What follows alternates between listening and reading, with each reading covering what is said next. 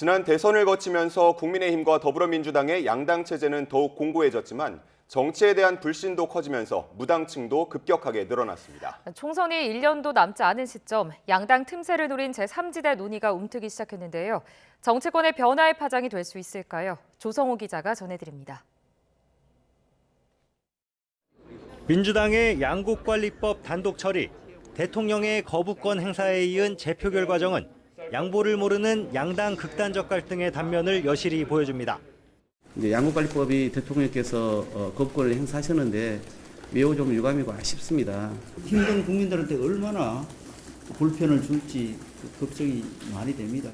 여야는 간호법 제정과 방송사 지배구조 변경 법안까지 건건이 타협 없이 대립하고 있습니다. 총선을 앞두고 선심성 사업 문턱을 낮춰줄 수 있는 예비타당성 조사 대상 축소 법안에는 이견 없이 합의했다가 여론 문매에 멈춰서기도 했습니다. 상정하지 않기로 하였다는 말씀을 드립니다. 민생마저 정쟁 뒤로 밀리는 모습에 양당과 거리를 두는 유권자는 늘고 있습니다. 양 진영이 총결집회 대선을 치른 1년 전만 해도 양당 모두 40% 가까운 지지를 받았고 무당층은 16%에 불과했습니다.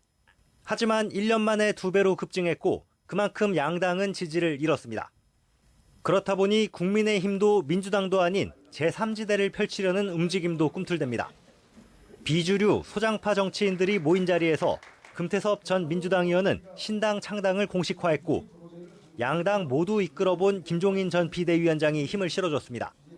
내년 총선 때 수도권을 중심으로 30석 정도의 의석을 차지할 수 있는 세력이 등장하면 내가 옆에서 좀 도와줄 수 있는 능력이 있으면 좀 도와주려고 하는.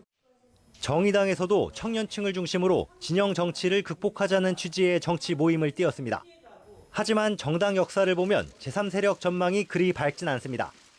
최근 가장 대표적인 게 국민의힘 안철수 의원이 새정치민주연합을 탈당해 만들었던 국민의당. 20대 총선에서 호남 중심으로 38석을 얻었지만 안 의원의 대선 패배 후 바른정당과 합당했고 21대 총선을 앞두고 재창당했지만 윤석열 대통령과 단일화를 이룬 지난 대선 이후 국민의힘에 흡수되면서 제3당 실험은 막을 내렸습니다. 선거 때마다 3당으로 당선 확률이 떨어지면 양당으로 가버립니다. 다만 김종필 전 총리가 이끌던 자유민주연합은 성공 사례로 기억됩니다.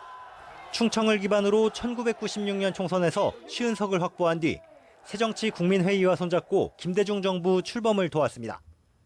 하지만 DJP 연합이 무너지고 김 전 총리가 정계를 떠나면서 정당사 뒤안길로 사라졌습니다. 그나마도 대권주자급 거물 정치인을 필두로 확고한 지역 기반이 있었기에 버틸 수 있었다는 게 대체적인 분석입니다. 이런 현실적 한계에도 제3지대 얘기가 선거 때마다 등장하는 것은 양당 정치에 대한 환멸이 그만큼 크다는 걸 반증합니다. 대화는 사라지고 대결만 앞세우는 작금의 거대 양당 체제를 정치권 스스로 돌아보기를 무당층 유권자들은 바라고 있습니다. YTN 조성호입니다.